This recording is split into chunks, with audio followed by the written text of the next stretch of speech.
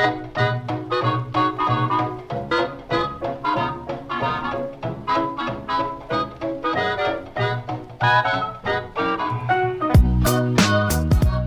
and welcome to Movie Film Studios, the only podcast that takes you inside the mind of two film studio executives as we unravel and then re-ravel the best that Hollywood has to offer. I'm Isaac. And I'm AJ, and today a tennis-playing stuffed bear came and told us our parents are trying to kill us. So we'll be beating all of these films to release with our own superior version. It's Movie Film Studios. But before we go on with all of that, it's time, of course, for Box Office Report. We, of course, released the film last week, The Unhappiest Place on Earth. Yes. Or Tupo, as it's been affectionately dubbed. I know. I'm loving the Twitter hashtags, the amount of love for this film, the costumes people are dressing up. Yes, exactly. It's fantastic. It's sort of that hobo chic Disney princess that you've been seeing pictures on Instagram and everywhere. Just fantastic experience making this film. Mm-hmm. We were very, very clever to not step on Disney's actual copyright. Yes. We had 7 people in the asylum who were sort of like, they were the 7 dwarves, but we never actually alluded to them as 7 dwarves. Very, very, very... very tastefully done. Exactly. And like, we don't have the legal department that we used to have. No. So we had to self-edit the script to make sure that we were on the right side of Disney, and we did. We did a very, very good job. Disney still took it, and they locked it up in the Disney vault. Oh no!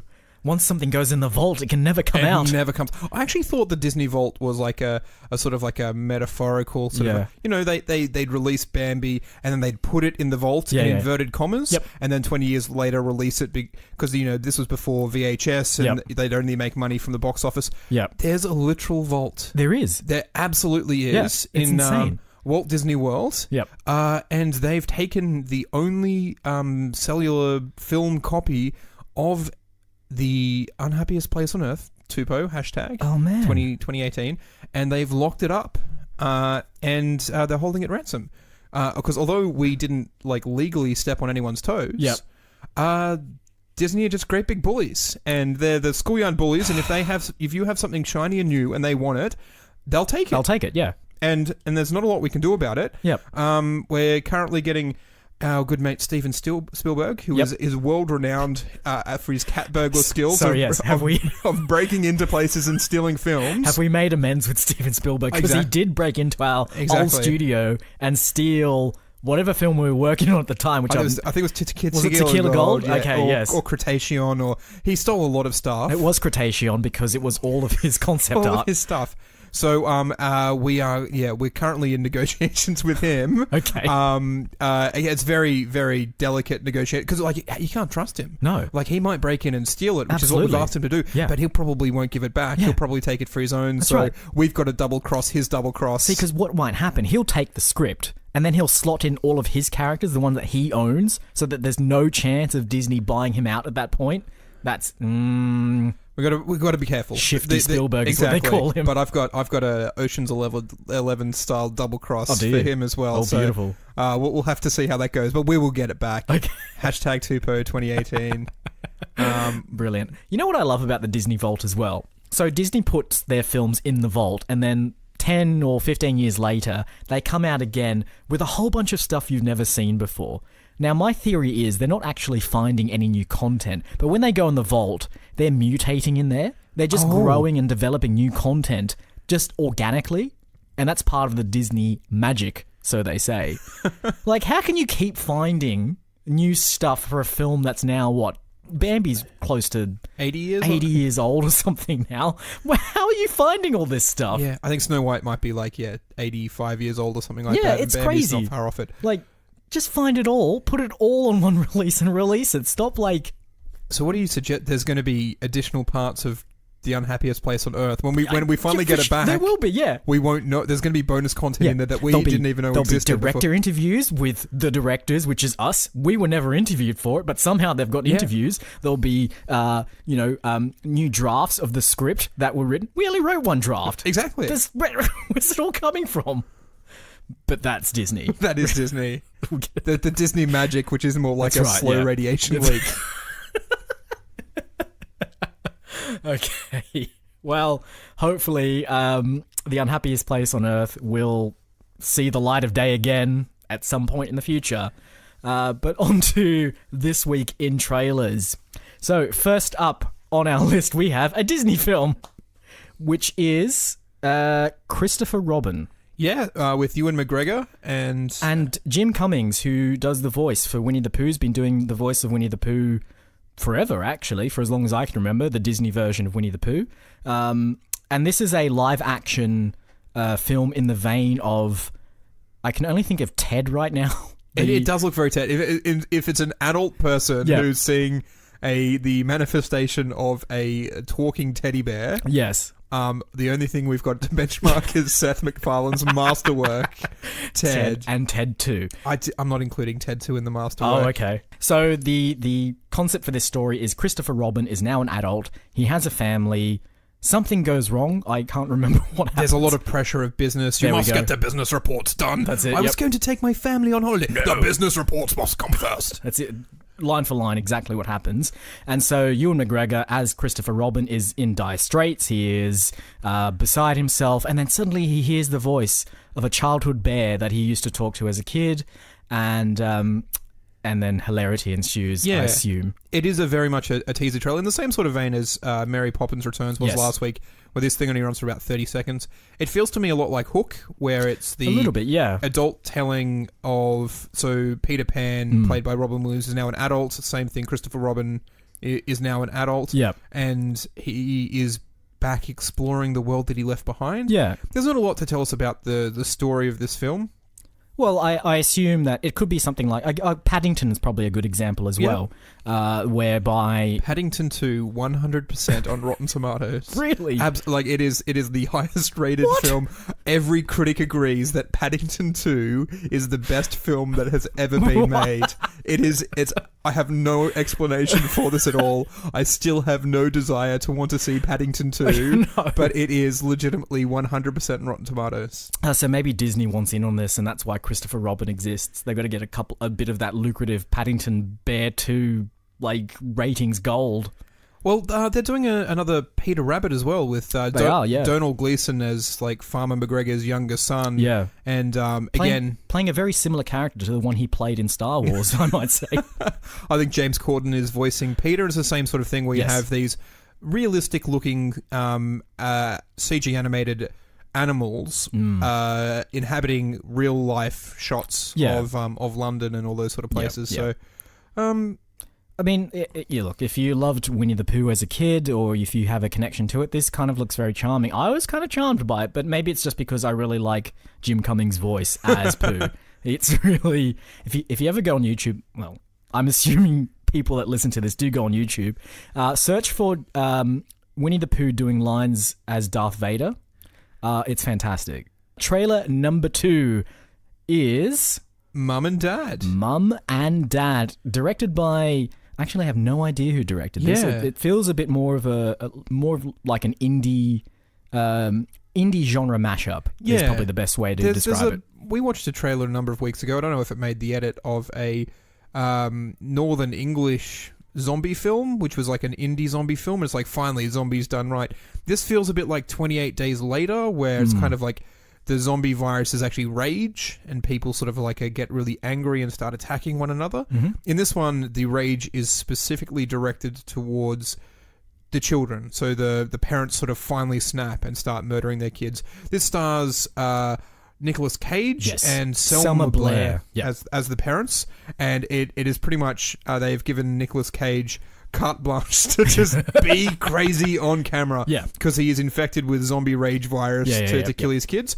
I believe that this one is another victim of that trailer trope where it's between every shot they cut to black and there's red text on the background going, oh, the most shocking film of the year, and then a little snippet, and then, oh, indie film done right. And I think they said this is like a mashup between Home Alone and like I think they said Home Alone on bath salts is what they said.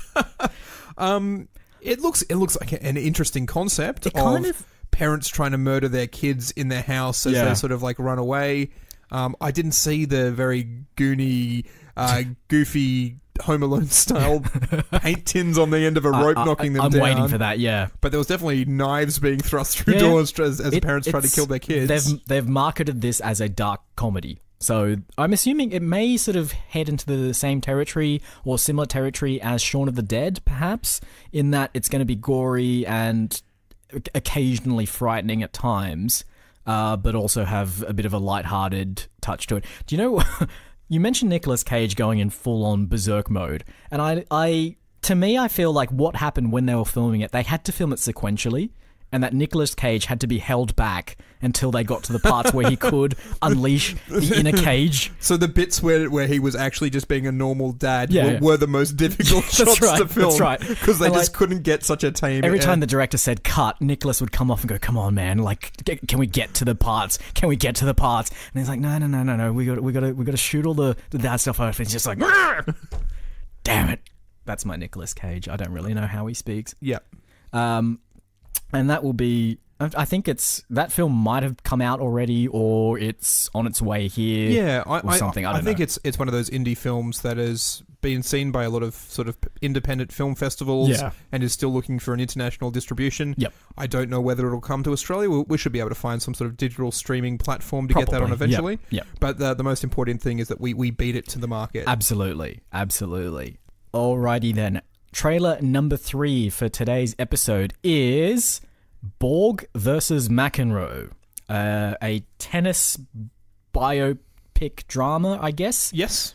Starring or about the tennis careers of Bjorn Borg and John McEnroe. Played by... Shia LaBeouf is playing John McEnroe. It looks a lot like John McEnroe. Indeed. It looks like he's giving a really good performance as well. And the guy that's playing Bjorn Borg does actually look a lot like Bjorn Borg as well. Yeah. Could actually be Bjorn Borg for all I know. I don't actually know the actor's name. I thought it looked a little bit like Tom Hiddleston when they were first showing it. It's quite clearly not. Is it a Skarsgård? It could be one of the Skarsgårds. Yeah. There's so many of them. You just never know when they're going to show up. No. It feels a little bit like Rush, I mentioned, which is Chris Hemsworth playing James Hunt, the Formula One driver. Yep. Similar sort of era with the late 60s, early 70s. A lot of detail to making it look sort of historically authentic in terms of fashion and equipment and styles. Yep. You've got a lot of tension between two top athletes as they try and reach the pinnacle of their career and they come up against one another.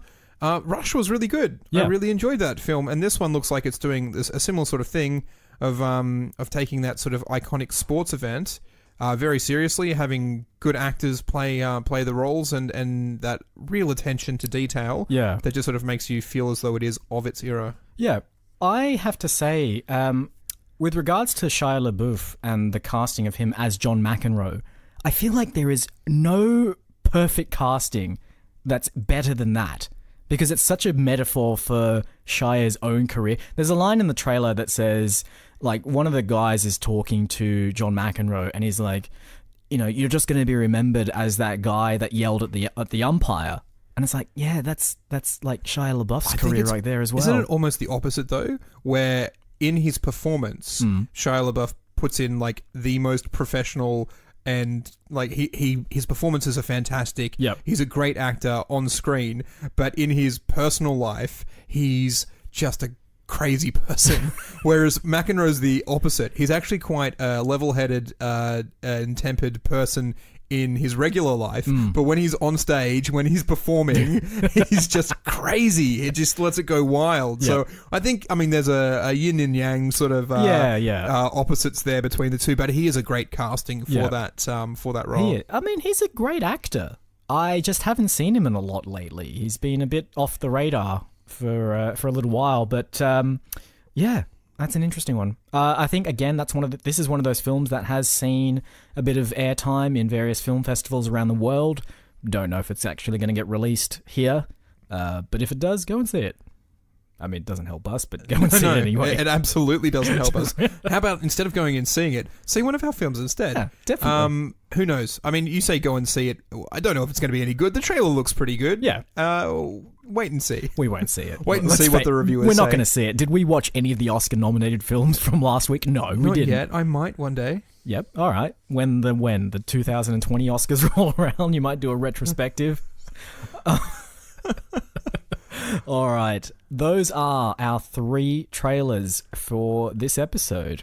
Now, as per usual, we do want to make something out of this. We feel like there's something here. There's something here. There's a gem in there somewhere. Yep. The public's definitely crying out for something along those veins. Yep. I'm not sure where we're going to focus our attention. I think I need a bit of time to mull it over. Yeah, I think a little bit of time would be great. So here we go. Off towards the green room. Let's go.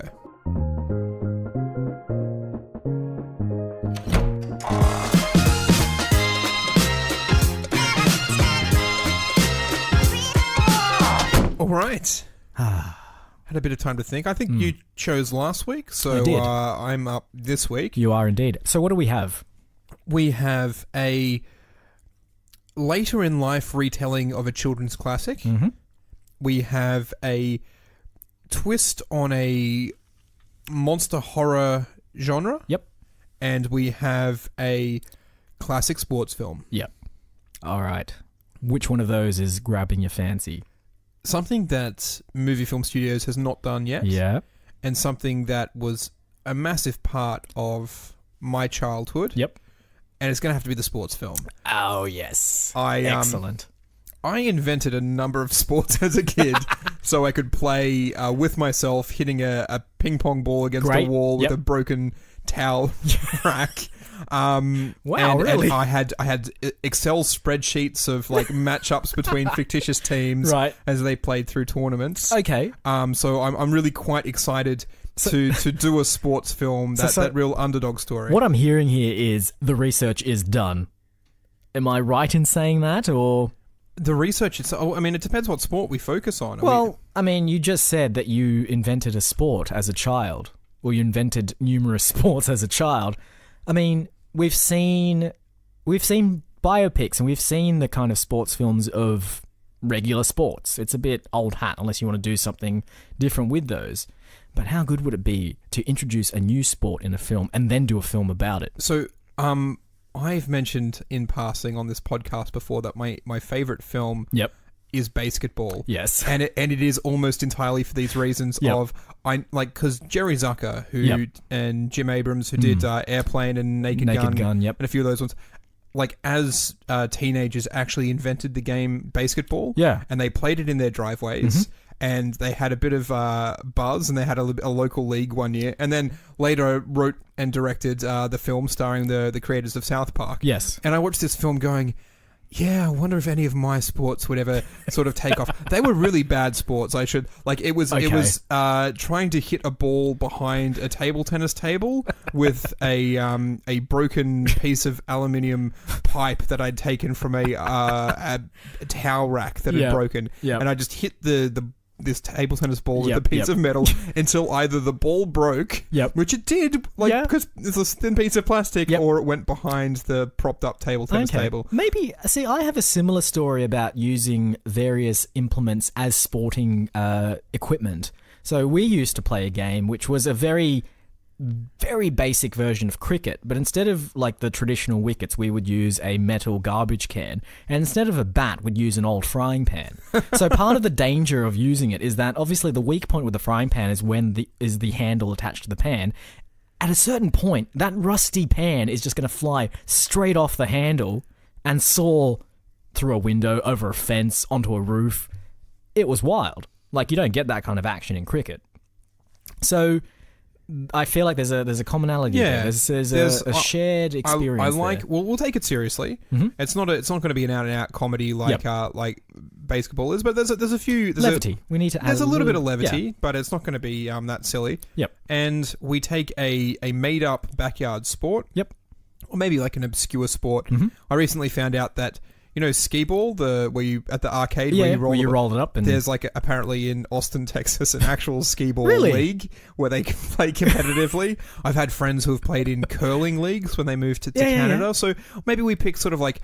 I love skee ball. I mean, curling's kind of big at the moment because of the Winter Olympics just finished, so the interest in that sport is there. We could capitalize on that, or we introduce the world to their next big love affair, skee ball. Skee ball. I'm not quite sold on skee ball. Okay. But you know what it is? Yep. I've just figured it out. We stay in the same location. Yeah.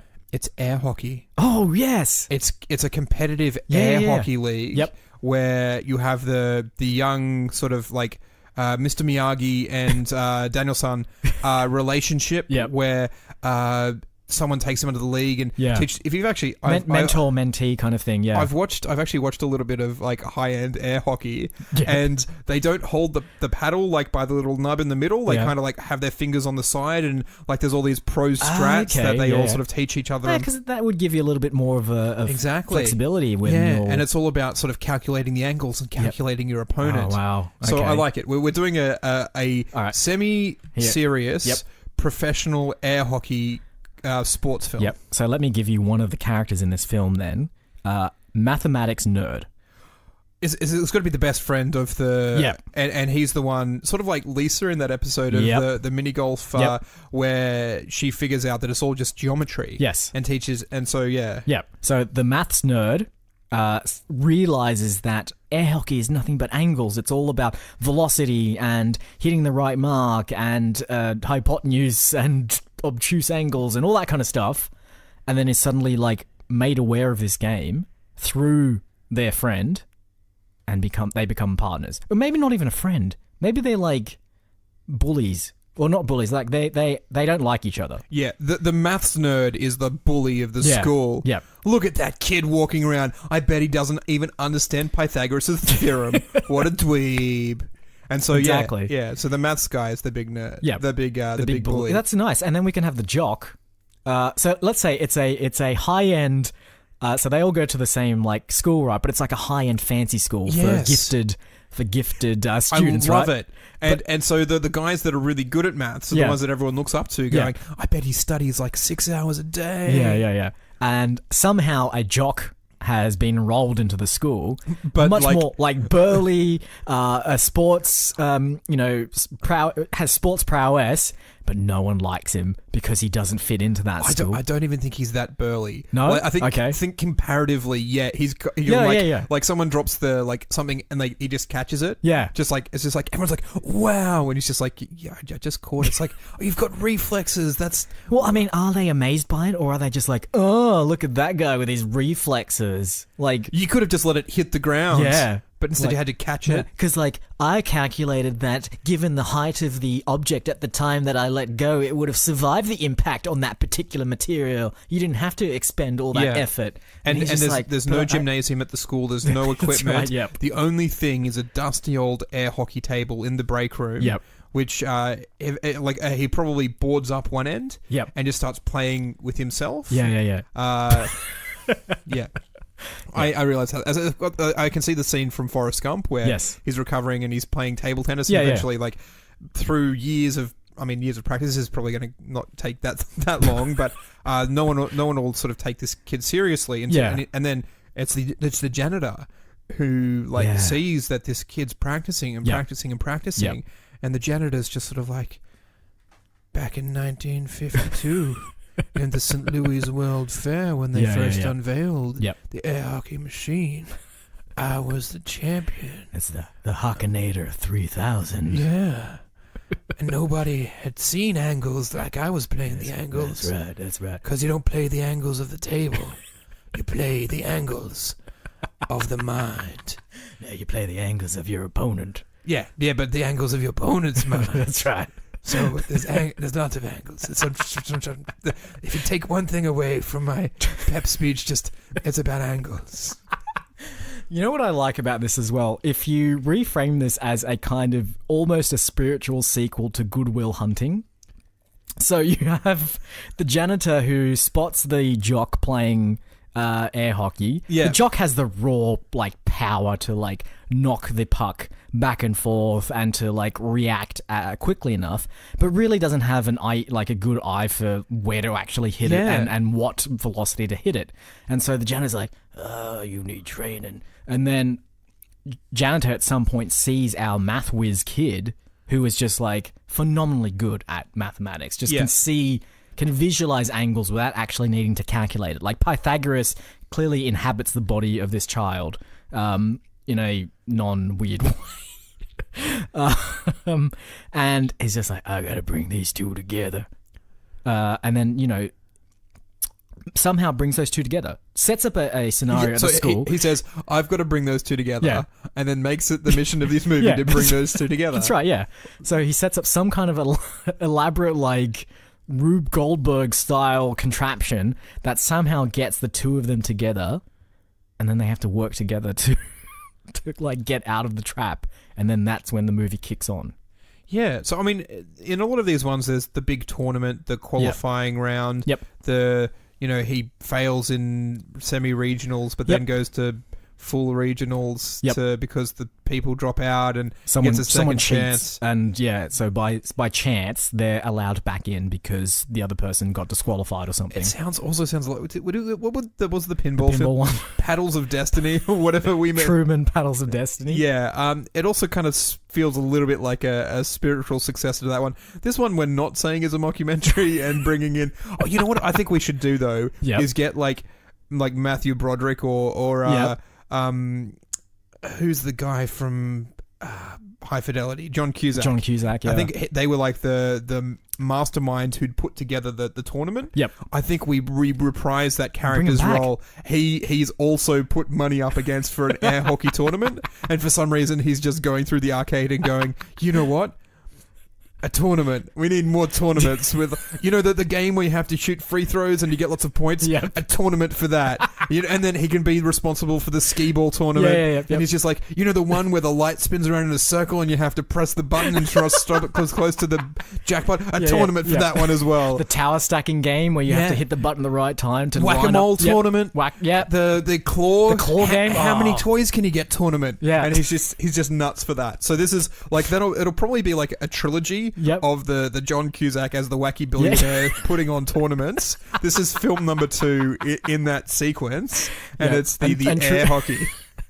Now, as part of this trilogy, so obviously, like, Truman Paddles of Destiny was like a completely like unrelated sequel to The Truman Show. It was, yeah. Do we do the same for this one as well? No, not at all. No? Okay. Because that was an unrelated sequel to The Truman Show, which was somewhat a documentary and somewhat scripted. Yep. This is just flat out a sports movie. Okay. And then whatever happens for the third one, it's going to be something else completely bizarre. We'll figure that out. Exactly. But this is a new trilogy this is our first trilogy as well. We've never done this before. Could be. Could very well Look be. Look at this.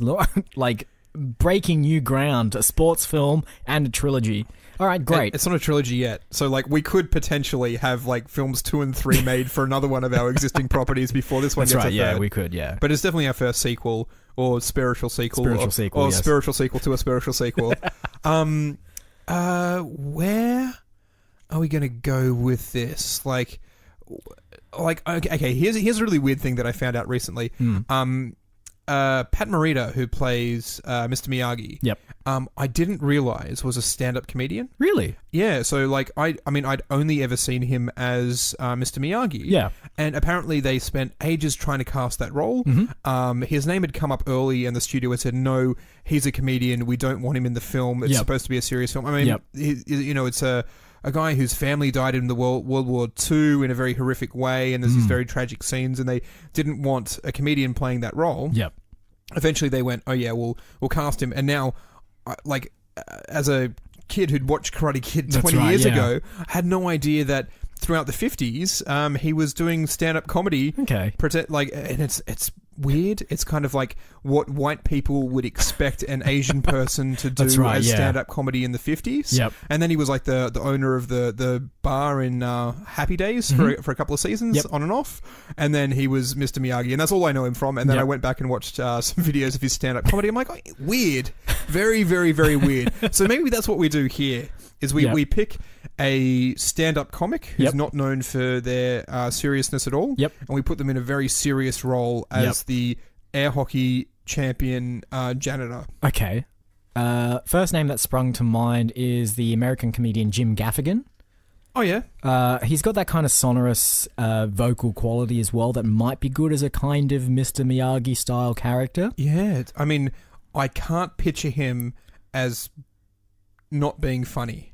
Okay. But that's exactly what we want. Point, yeah. It's like we put him in this film and everyone's like, you're a stand-up comedian, Yeah. and then when our film is bigger than his like little bacon bits or whatever his jokes are, 20 years from now, kids are going, did you know that once upon a time, Jim Gaffigan from the air hockey movie, he used to be a comedian? Yeah. It's like people who watch Good Will Hunting go, Robin Williams was funny? Yeah. But he's such a serious actor and he's done some great serious films. Exactly. We're going to do that for Jim Gaffigan's career. Great. I love it. Okay, now we probably should cast the kids as well. Can we cast kids? Isn't that like one of those things where you don't want established kids? So we want to go no-name, like, off-brand variety kids or something? I don't know. We watched a trailer today where, what's Judd Apatow's daughter? Maud Apatow. Apatow is in a film. Yep. So maybe just for a little bit of extra producer money, a little bit extra grease in the wheels, we pick a child of a director or a celebrity and give them one of those roles. Okay. To be like, hey, Judd, you got your big cameo friends. It's James Franco. Want to just be like the principal in this one scene? Or that'd be great. Seth Rogen. Seth Rogen, Emma Stone, Jodie Hill, Michael Cera. All of those guys. All the regulars. So, I mean, that's what we do if we cast Judd Apatow's. But whose child can we cast that opens doors into... Who do we want? I mean, we could go with anyone, and we need to... I mean, do we need to make sure they have children as well? Angelina Jolie's got a bunch of them. Just pick one of those guys. Sure, why not? Yeah, I know. Okay. And then she can get us that sweet, sweet John Voight. I don't know what her other connections are. I know her dad's John Voight, so... Maybe he can be in our film as well. I'm sure... no, she can get Daniel Craig for us because they starred in that Tomb Raider film together a while ago. Yeah. What else was she in? Salt. Salt. I really haven't seen that many Angelina Jolie films, I'm sorry to say. But yeah, whatever other films that she's been in with other actors, that's who we get. This is like a 6 degrees of separation kind of exercise now. So if... whatever film Angelina Jolie was in, whoever she's connected to, we can get. Winona Ryder in Girl Interrupted. Perfect. Was Angelina Jolie in that? Yeah. Oh, okay. She's like the person who's not Winona Ryder. Seen it. I haven't seen it either, but I know it's got Winona Ryder and Angelina Jolie great. in it. So we get Winona Ryder, and she's sort of riding the crest of... Stranger Things, she could be one of the school teachers who's just like... Perfect. Sports will never get you anywhere. That's right. Especially arcade games. She's probably right. I know we're supposed to like not listen to her. She's the naysayer who tries to crush the dreams. Yeah. There's no such thing as professional air hockey sport. It is a worthless pursuit. That's right, yeah. Well, maybe like it could be the thing where it's not a professional sport until John Cusack comes around to say, guess what's now a professional sport? Exactly. Air hockey. Guess what's also now a professional sport? Whack-a-mole. Time Crisis 2.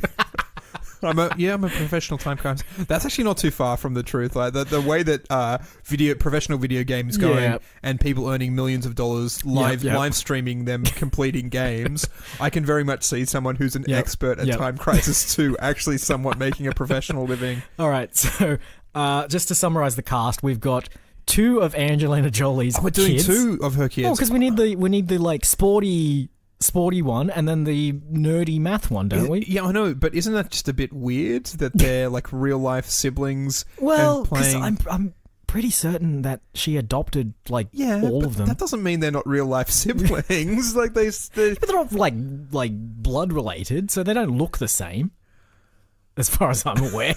I suppose I'm maybe being a bit weird about it because I just like, I don't know. It's like what was it? The Fault in Our Stars had 2 actors which were playing love interests, and then those same 2 actors were playing brother and sister in like Divergent, which came out within a month of one another. That also happened in Godzilla and the Avengers. Yes, Aaron Johnson and Kate, one of the Olsens. One of the Olsens. The younger, see, that's weird, and they're not even real life siblings. No, they're playing real life siblings and playing love interests at the.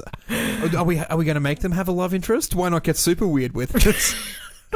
So they're like, not only do they come together over like the common shared interest of air hockey, but they also come together because they suddenly realize they're falling for each other. I don't think we can do this. I think we take one of Angelina Jolie's kids, okay, and one of Madonna's kids, and they can be the stars of the. When did Madonna turn up? Madonna has a whole bunch of kids as well. I know she does. Okay, fine. We just got to pick celebrities who have a lot of kids and a lot of connections.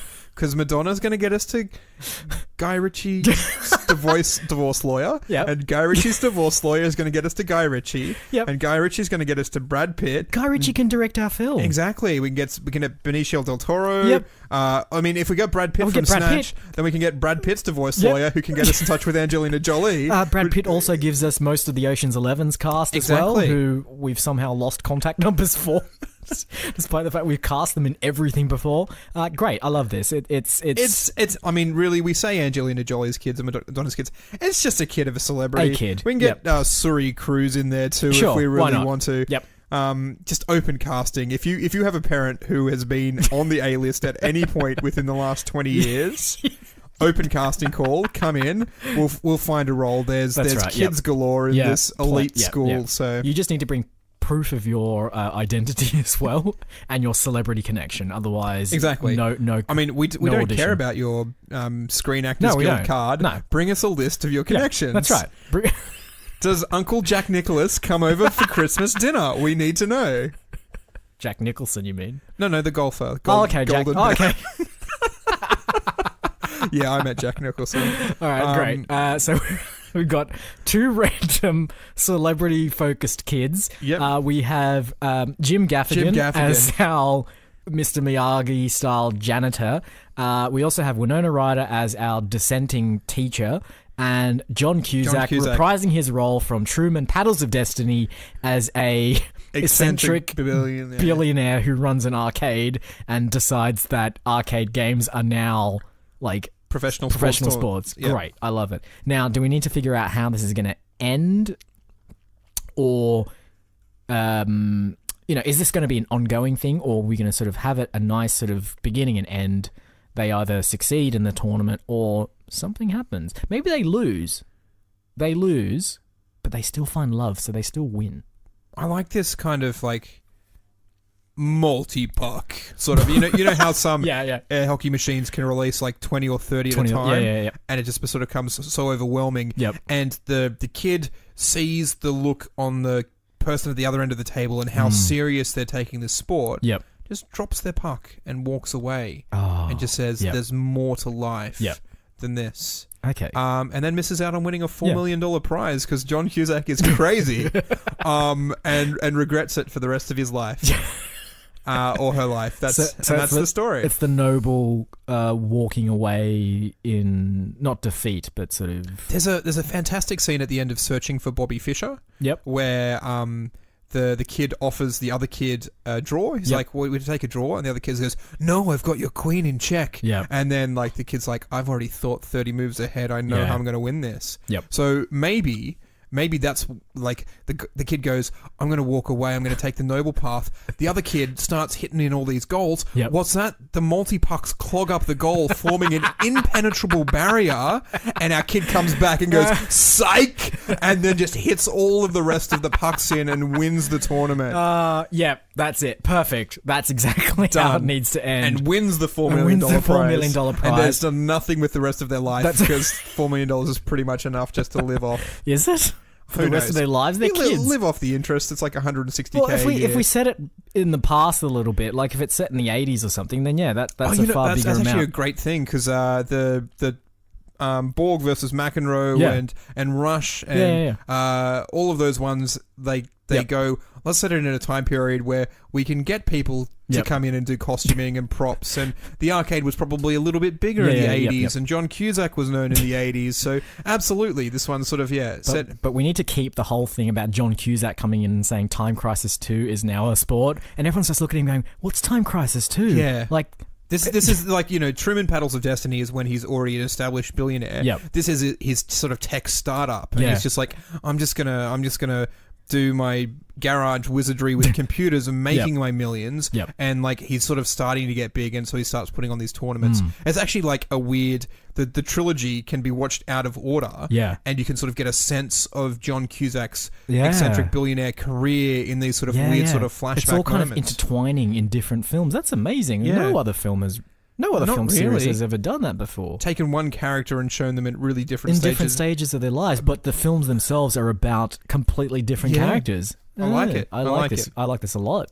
All right, so we've got one thing left to do. One thing, the name. The name of the film. Yes. Now, Borg vs. McEnroe has a very nice kind of setup towards it. Like the name itself sort of says everything that it needs to say on the tin.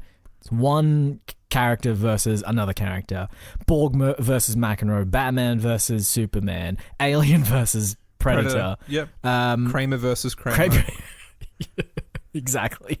So we're definitely going the verses. I think we need a verses in there because I think as soon as you put verses in there, you're like, oh, it's a sports film. It's some kind of some battle's going to take place. I actually like versus the machine. Versus the machine. What like so? It's like it's a yes, there is an air hockey machine. But he's also battling the mechanical nature of the way that school churns out these kids. Is basing the machine that is the corporate world, which John Cusack's tied up in. So it's very Pink Floyd actually. It's a very another brick in the wall sounding. Rage Against the Machine. Rage Against, well, maybe his name's Reg.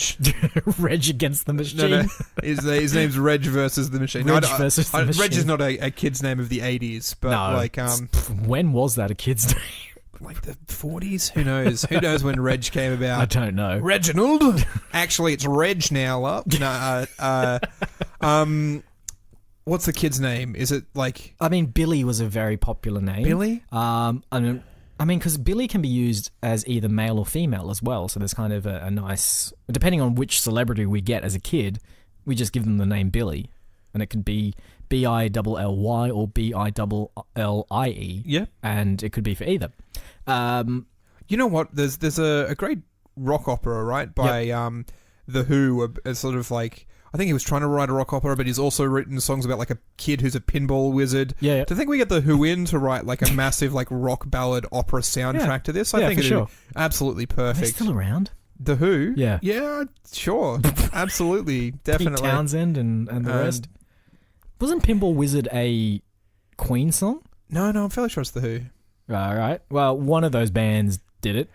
We'll get the remaining members of Queen. We'll get the remaining members of The Who, and they can form a band called Who's the Queen, and they can write a rock opera ballad for I love it. Billy versus the Machine. Billy versus the Machine. Yeah, and the soundtrack needs to be an 80s throwback, all new music though. Yeah. Because that used to happen a lot. Like Queen did the soundtrack to Flash Gordon and Highlander as well. Yeah, exactly. They've got the experience. Yep. The Who's in there because I think they did Pinball Wizard, but I may be wrong. Doesn't matter. It does not matter. Billy versus the Machine will be original soundtrack by Who's the Queen. Who's the Queen? Brilliant. I think that does it. I think that's a wrap. Housekeeping as per usual. We are on the internet. Moviefilmstudios.net is our website where you can find some bios of us, all of our previous episodes, and a list of every single film we've made under the Mafuzuwadada banner. We are on Facebook where we post emoji clues as to the trailers that we've watched for next week's episode. So if you weren't paying attention, this week's answers were Christopher Robin, Mum and Dad, and Borg versus McEnroe. Good luck with that one. I mean, there's tennis rackets and tennis balls. Sure. Like, these are actually much less difficult than some of the ones I've had to do in the past. Congratulations to everyone who got them right. Indeed. We're on Twitter at MovieFilmStudio. It's a vapid wasteland. There's nothing on there except links to every episode that we've put out there. And we're also on iTunes, we're on Podbean, and we're on any place that you can get podcasts. I think that's it. I think that's it. I think all that remains is to thank you all for listening once again this week. I've been Isaac. And I've been AJ. Roll credits.